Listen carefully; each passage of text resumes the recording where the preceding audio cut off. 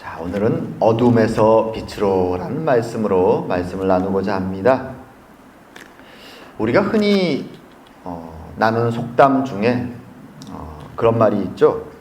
세옹지마 또는 전화위복, 이런 말이 있습니다. 사람들이 많이 쓰는 말이죠. 이 말은 우리에게 닥친 일을, 그 미래를 우리가 참 예측할 수 없다라는 의미들을 담고 있습니다.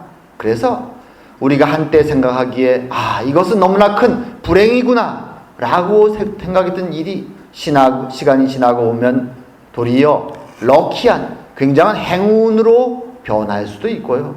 한때는 정말 큰 행운이구나 라고 생각했던 일이 시간이 지나고 나면 도리어 큰 불행처럼 우리에게 다가오는 일들이 인생에 벌어진다라는 것입니다. 정말로 한치 앞을 예상하지 못하는 우리의 인생을 가리켜서 이런 속담들을 많이 씁니다. 물론 우리 그리스도인들은, 물론 우리도 습관적으로 운이 있다 없다라는 말을 사용하긴 하지만 실제로 우리는 운을, 행운이나 불행이 우리에게 닥친다는 것을 믿지 않습니다. 왜냐하면 우리의 인생은 하나님의 섭리 속에 붙잡혀 있기 때문이죠. 하지만 세상의 시선으로 볼 때 거기에는 분명히 불행한 일도 있고 다행스러운 일도 있습니다. 어떤 사람은 행운을 몰고 다니는 사람처럼 보이는 사람도 있고 불행을 몰고 다니는 사람처럼 보이는 사람도 있습니다. 아마 그런 사람들의 시선으로 본다면 오늘 본문에 나오는 요셉은 계속된 불행을 겪던 정말 불행한 사람이었는데 갑자기 전화위복이 돼서 이제는 행운의 사나이로 변한 럭키가이다 라고 말할 수도 있을 것입니다. 하지만 우리가 알고 있듯이 이 요셉의 인생은 단순히 불행이 많았다가 행운으로 바뀌는 전화위복을 살아가는 인생이 아니라 하나님의 계획과 섭리 속에 구원의 도구로 사용되기 위해서 인도함 받는 하나님의 종의, 하나님의 사명을 지닌 자의 모습이었죠. 오늘의 이야기 속에서 도대체 어둠 속에 있는 사람은 누구인가? 그리고 바로 앞에 선 요셉의 믿음의 모습은 어떠한 것인가? 그리고 하나님의 사람으로 말미암아 구원의 은혜를 경험하는 이방 땅의 모습을 우리가 각각 살펴보면서 우리가 살아가는 인생 가운데 하나님이 주시는 은혜가 무엇인가를 돌아보기 원합니다. 자, 오늘 본문의 사건은 지난주에 살폈던 바로 40장의 사건이 있은 지 정확히 2년이 지난 뒤에 벌어집니다. 2년 전에 바로의 두 명의 신하 술관원과 빵관원은 큰 죄를 짓고 모르죠. 그 죄의 내용이 무엇인지는 모르지만 어찌되었건 바로의 분노를 사고 감옥에 갇힙니다. 그리고 그들은 각자 바로의 생일 3일 전에 꿈을 꾸죠. 너무나 생생하고 잊을 수 없는 특별한 꿈 때문에 그들이 고민할 때 요셉이 그들의 꿈을 해석해주고 정확히 그 꿈 해석대로 그들의 운명이 결정됩니다. 술관원은 복직하고 빵관원은 사형 선고가 떨어져 죽음의 형장으로 떠나가게 됩니다. 요셉은 그 일이 자신에게 복직된 술관을 통해서 뭔가 좋은 결과를 가져올 거라고 희망했지만 술관은 요셉을 잊어버리고 기억하지 않습니다. 어떤 면에서 의도적일 수도 있죠. 감옥 속에 있었던 그 안 좋은 기억을 빨리 잊고 싶었을 수도 있습니다. 어찌되었건 다시 2년이 지나서 아마도 바로의 생일쯤에 때가 되었습니다. 자, 그리고 마치 2년 전처럼 바로가 이번에는 직접 그의 신하들이 아니라 바로 자신이 연속해서 2번의 꿈을 꾸게 됩니다. 내용은 다르지만 연속된 아주 이상한, 도저히 머릿속에서 지워지지 않는 꿈을 꿉니다. 그리고 바로는 직감하죠. 자신의 생일의 즈음에서 꾸게 되는 이 특이한 꿈, 이것은 신의 계시다. 그는 직감합니다. 애굽에서 바로, 우리가 파라오라고 흔히 말하는 이 바로 왕은 태양신 라의 아들이다라고 불려집니다. 그리고 거룩하고 신성한 존재라고 그러죠. 그래서 신의 아들이기 때문에, 태양신의 아들이기 때문에 바로는 신의 계시도 때로는 받을 수 있는 그런 아주 신성한 존재라고 여겨집니다. 하지만 물론 바로에게는 꿈을 해석하는 아주 지혜로운 신하들이, 훈련된 신하들이 있었습니다. 지난주에 다른 감옥에 있었던 두 간호는 꿈을 꾸고도 해석자가 없어서 전전긍긍했지만, 오늘 본문의 바로는 신이 주신 계시를 분명히 느끼고 이제 꿈 해석자들을, 자신의 술사들을, 자신의 지혜자들을 소환합니다. 그리고 자신의 꿈을 이야기하고 그 해석을 맡깁니다. 근데 특이하게도 오늘 본문에 보게 되면 꿈 해석을 할 자가 없었다라고 본문은 말합니다. 물론 여기에 구체적인 의미가 무엇인지 이것은 두 가지로 생각할 수 있습니다. 하나는 정말로 이 술사들이, 꿈을 해석하게 불려온 그의 지혜로운 자들이 바로가 말한 꿈을 딱 듣고 왕이시여, 저희의 능력으로는 도저히 꿈을 해석할 수 없습니다 라고 바로 포기를 한 것일 수도 있고요. 아니면 그들이 나름대로 해석을 말했지만 그것이 전혀 바로의 마음에 해석으로 와닿지 않았을 수도 있습니다. 어찌되었건 중요한 건 바로는 자신의 꿈을 대한 그 해석을 들을 수 없다, 나는 듣지 못했다라고 확신하고 있다는 것이죠. 그리고 이 거대 제국 애굽의 왕 바로는 어쩔 줄을 모릅니다. 불안과 걱정과 두려움 속에서 뭔가 신이 계시를 주었고 뭔가 큰일이 다가오고 있는 건 확실한데 그것이 무엇인지를 알 수 없기에 그는 걱정과 근심과 두려움과 또 분노 속에 있죠. 자신의 신령하다고 말하는 그 술사들이, 현자들이 아무 해석을 제공하지 못하고 있었기에 그는 분노하는 것이죠. 그리고 그의 분노가 커질 때 그 옆에 서 있던 대신들은 전전긍긍합니다. 혹시 자신들에게 그 분노의 불똥이 튈까 어쩔 줄을 모르죠. 그때 바로 왕 옆에 서 있던 술관원이 자신의 그 2년 전의 사건, 사실은 그것이 왕의 화를 돋궜던 사건이기에 꺼내는 것조차도 부끄럽고 치욕스러울 수도 있고 또 왕의 화를 다시 돋굴 수도 있게 겁나는 일이지만 그럼에도 불구하고 이 불안하고 언제 터질지 모르는 상황 속에서 그는 그 과거의 기억을, 2년 전에 자신이 깊이 묻어두었던 그 부끄러운 기억을 꺼냅니다. 그리고 감옥에서 자신이 만났던 히브리 노예 요셉의 이야기를 왕 앞에 꺼내놓게 되죠. 바로 왕은 그 얘기를 듣자마자 당장 가서 요셉을 데리고 오라고 말합니다. 그리고 히브리 본문에 보면 이 동작이 바로가 호출하고 그의 신하들이 가서 요셉을 씻기고 면도시키고 옷을 갈아입고 나오는 장면들이 아주 현실적으로 굉장히 빨리 진행되는 걸로 이 본문이 묘사가 됩니다. 물론 한국 성경말에는 잘 번역되지 않지만 정말 급하게 신속하게 일들이 막 진행되는 것이 히브리어로 기록됩니다.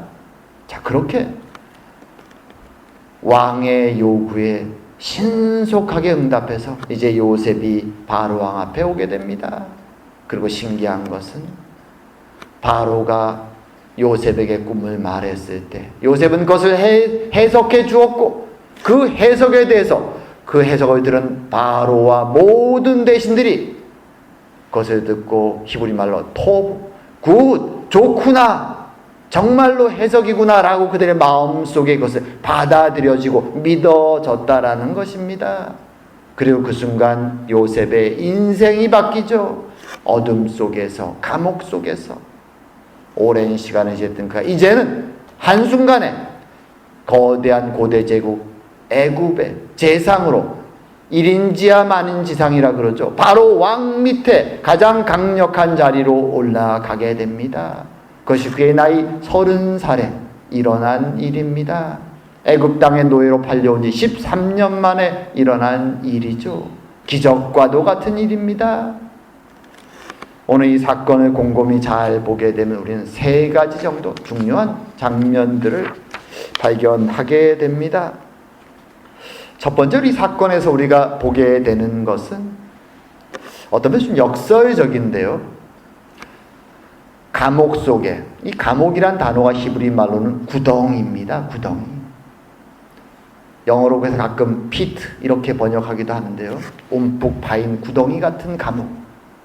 형들이 구덩이에 그를 집어넣고 그리고 다시 그는 노예로 팔려와서 또 구덩이 같은 감옥 속에 갇혀 있는 것이죠. 껌껌하고 어둠이 있는 곳이 구덩이입니다. 그래서 겉으로 보면 어둠 속에 있는 자, 절망 속에 있는 자는 요셉이죠. 그리고 빛 속에 있는 자, 태양의 아들 바로는 영광과 모든 것을 부귀를 소유하고 있습니다. 모든 지식을 소유하고 있는 것 같습니다. 하지만 알고 보니 하나님의 계시 앞에서 어둠 속에 있는 자는 모든 영광을 누리고 빛 속에 있는 것 같은 바로였고, 반대로 가장 어둠 속과 절망 속에 있었다고 말했던 요셉이 참된 빛과 계시를 소유한 사람으로 판명되었다라는 것입니다. 이것이 이 세상에도 적용되는 진리입니다. 고대 애굽에서는 지난주에 말한 것처럼 그들은 신들에게 가까이 가서 신들의 뜻을 자신들이 알아낼 수 있다라고 생각했죠. 그래서 술사와 지혜자들을 점저로 훈련시키고 그들을 키워냅니다. 그들이 신의 뜻을 그리고 꿈을 해석할 수 있다라고 생각했죠. 하지만 오늘 본문은 분명하게 보여주죠. 거짓된 이야기들을 그들이 풀어낼 수 있을지 모르지만 진정한 하나님의 진리 앞에서 그 진리를 해석할 능력은 이 거짓된 술사들에겐 없었다라는 것이죠. 그것은 오늘날도 마찬가지입니다. 고대에 그러했듯이 오늘날도 거짓된 악한 영의 조종을 받는 많은 술사들이 사방에 존재하죠. 한국 땅에 가면 점치는 자와 무당하는 사람들이 얼마나 많습니까? 이 웨스턴에도 그런 점치는 사람들이 굉장히 많습니다. 과학이 발달한 시대지만 여전히 사람들은 불안과 걱정 속에서 찾아가죠. 그리고 그 악한 영들과 속이는 자들의 꾀임에 속아서 거짓 위로를 받습니다. 하지만 그들이 그들을 인도하는 자리는 결코 진리의 자리도 생명의 자리도 아니고 빛의 자리도 아니고 도리어 욕망과 거짓 속으로 결국 멸망으로 인도하는 자리였던 것입니다. 그것이 오늘 본문에서 바로와 그의 대신들이 처해있는 현실이었고, 그리고 오늘날 자신들이 똑똑하다고 생각하는 이 세상 사람들이 처해있는 현실입니다.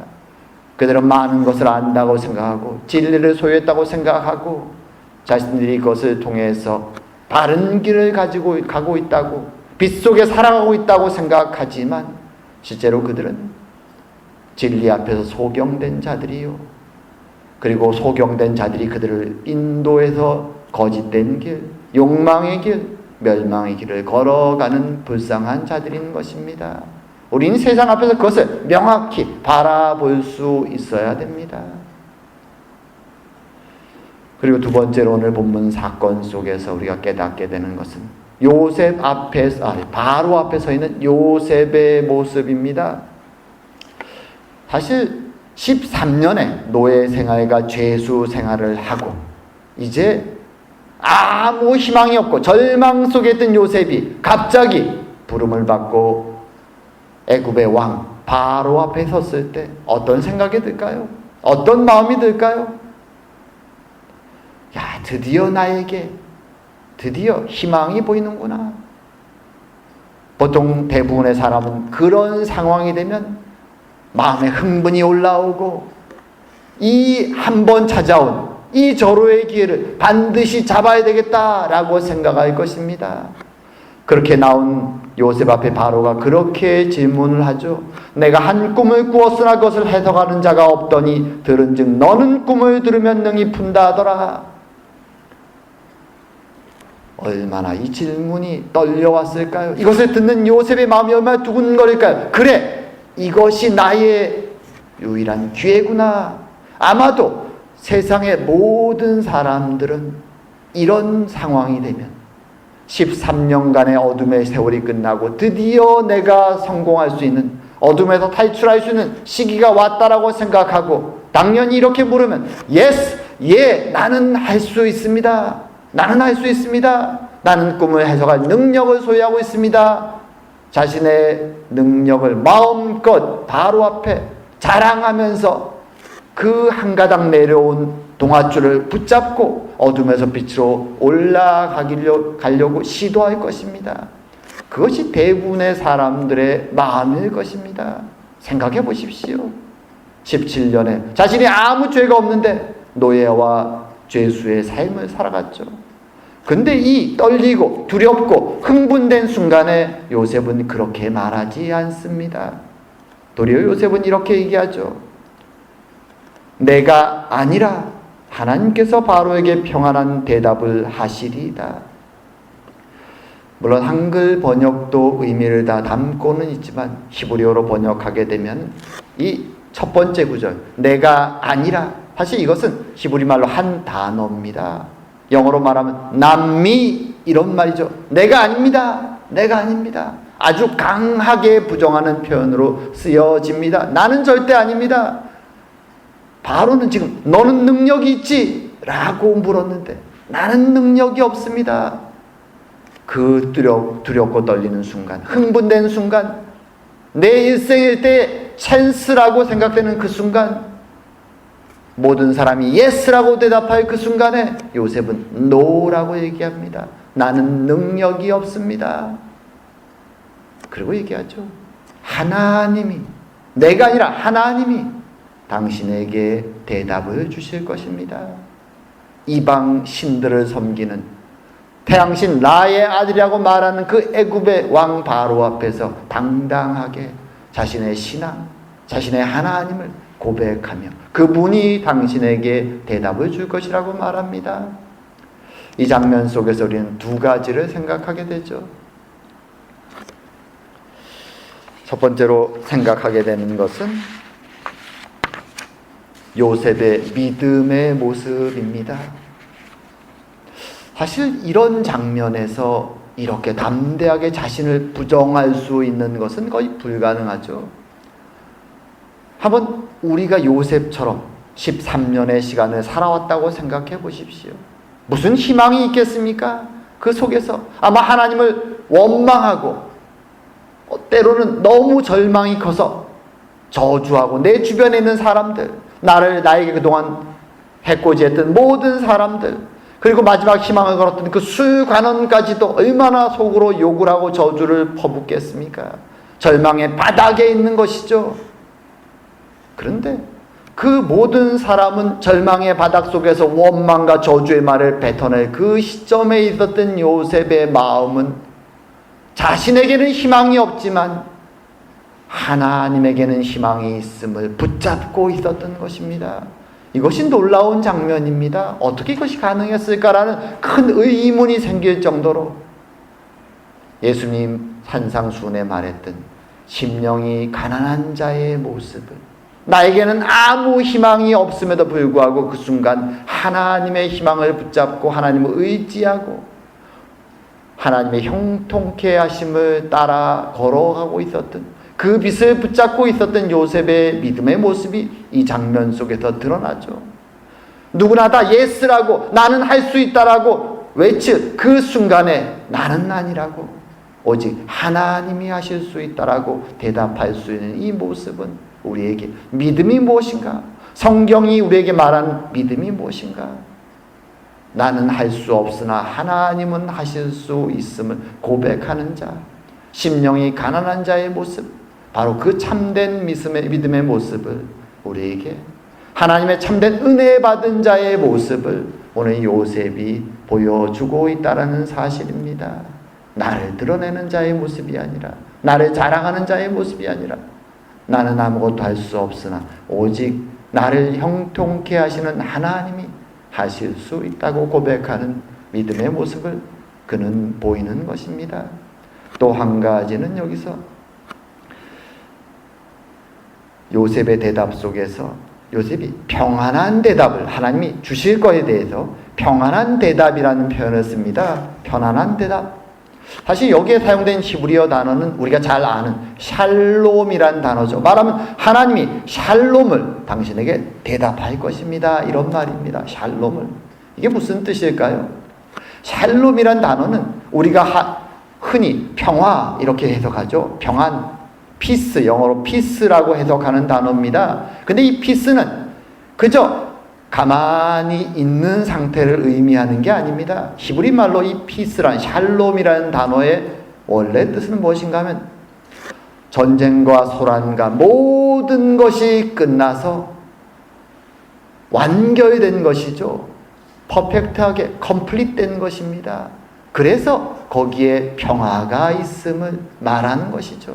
그래서 샬롬을 하나님이 주실 거라고 말하는 것은 무엇인가 하면 비록 요셉은 아직 꿈을 듣지 못했기 때문에 하나님이 주실 대답이 어떤 것인지 모릅니다. 그것이 긍정적인 대답일지 부정적인 대답일지 알 수 없습니다. 하지만 그럼에도 불구하고 하나님은 완전한 것을 이방 숫사들처럼 대충 게스해서 추측해서 주는 부분적이고 불완전한 거짓된 대답이 아니라 완전한 대답을, 온전한 것을, 그 당신의 마음속에 참된 평화를 줄 수 있는 완전한 답을 하나님이, 그 계시와 진리의 말씀을 하나님이 나를 통해서 당신에게 주실 것입니다 라고 확신하는 것이죠.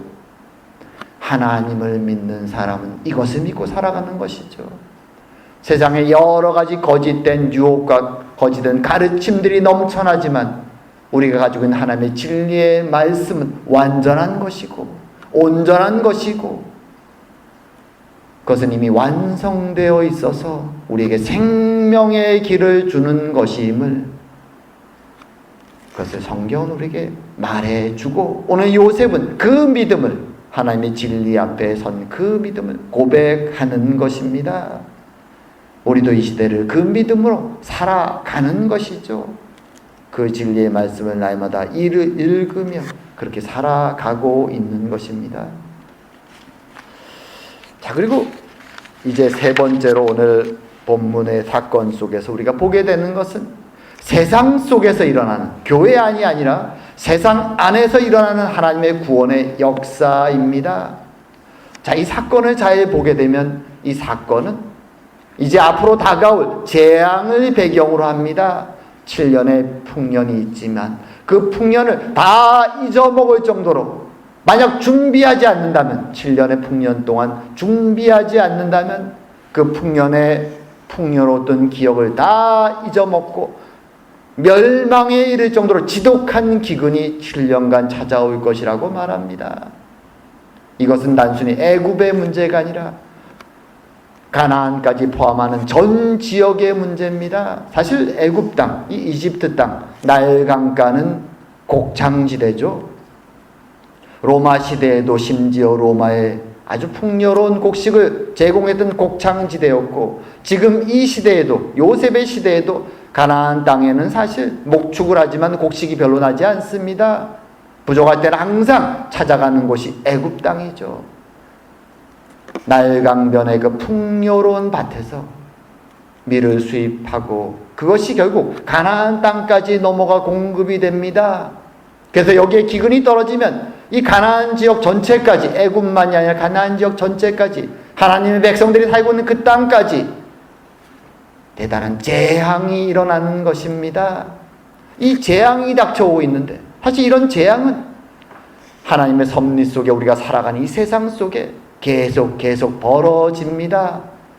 마치 우리가 길을 가다가 때로는 태풍이 치고 벼락이 떨어지는 것처럼 모두에게 일어나는 사건들입니다.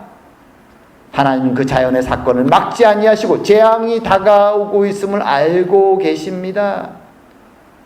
그리고 이 재앙 가운데서 하나님의 백성을 구원하시기 위해서 계획을 세우는 것이죠. 그리고 그것을 위해 선택된 사람이 가장 주인공이 요셉입니다.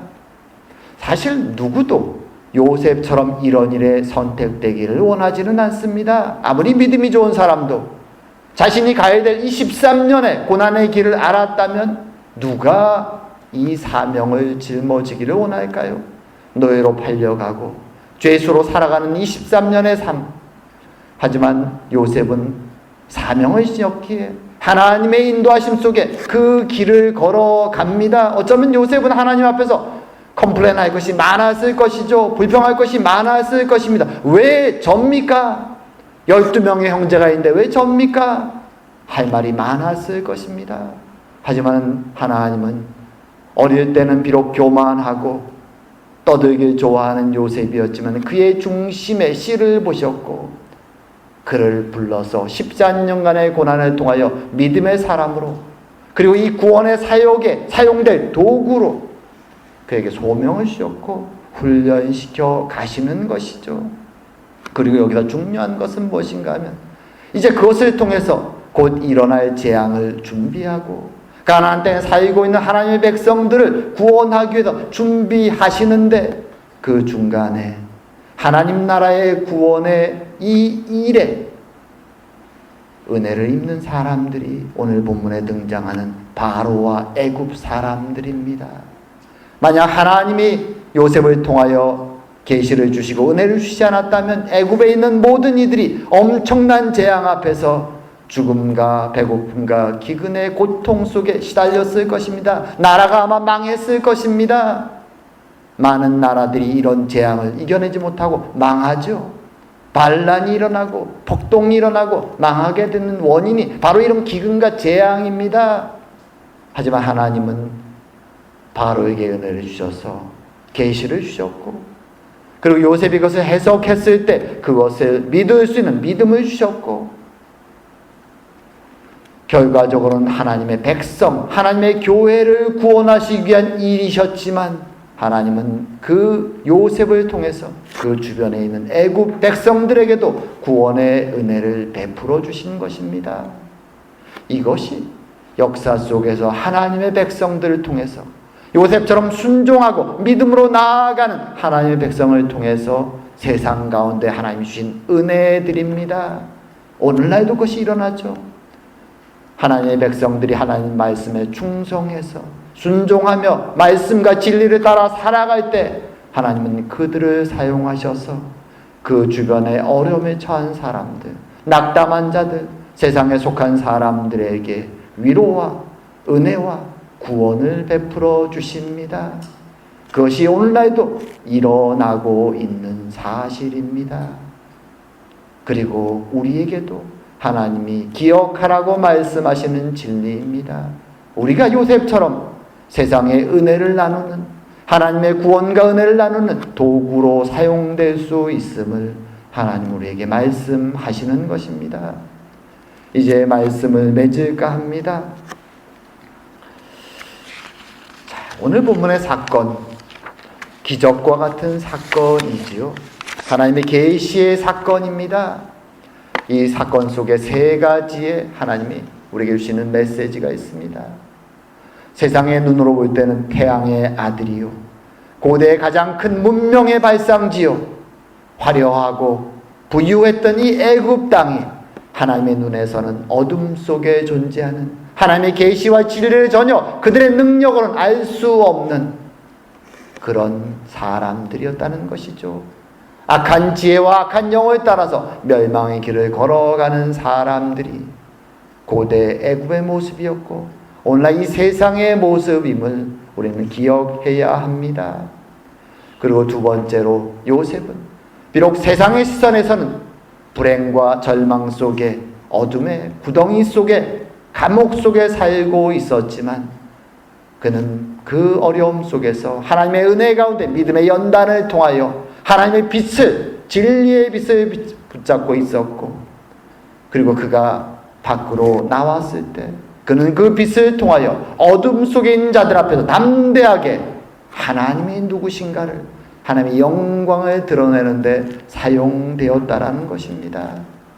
그리고 세 번째로 하나님의 백성이 요셉처럼 순종하여 믿음으로 걸어 나갈 때 하나님은 그를 사용하셔서 하나님의 나라의 백성들을 구원하실 뿐만 아니라 진리를 모르고 어둠 속에 살아가는 이방의 백성들에게도 구원과 은혜를 베풀어 주신다라는 것입니다.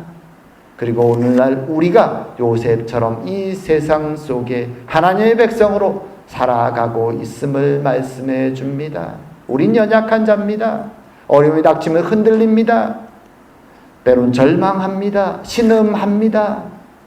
하지만 그럼에도 불구하고 하나님이 우리를 붙잡아 은혜로 하나님의 백성으로 살아가게 하시기에 우리가 그 소명을 받고 순종하며 나아갈 때 하나님 우리를 사용하셔서 우리 주변의 이방인들에게 하나님의 진리와 하나님의 은혜와 하나님의 구원을 나누어 주시며 하나님의 영광을 드러내실 것이라는 사실입니다. 참으로 그 은혜가 우리의 삶 가운데 매일매일 계속되기를 주의 이름으로 축원드립니다. 기도드리겠습니다. 사랑과 은혜의 하나님 아버지, 참으로 오늘 말씀 속에서 요셉을 사용하셔서 어둠 속에 있는 그리고 재난을 맞이하는 이 애굽 땅에 참된 빛과 구원을 보여주시니 감사드립니다. 하나님의 섭리와 은혜 가운데 순종으로 믿음으로 나아간 요셉을 사용하여 놀라운 하나님의 영광과 은혜를 드러내신 하나님, 오늘날도 이 타락한 세상, 겉으로는 화려하고 발달된 세상이지만 하나님의 계시 앞에서는 어둡고 멸망의 길을, 욕망의 길을, 죄의 길을 걸어가는 이 세상 앞에 부족한 저희들을 사용하셔서 하나님의 진리와 구원과 은혜를 드러내어 주시옵소서. 오늘도 우리 가운데 함께 하시고 동행하시는 하나님 은혜에 감사드리오며 모든 말씀 예수님 이름으로 기도드립니다. 아멘.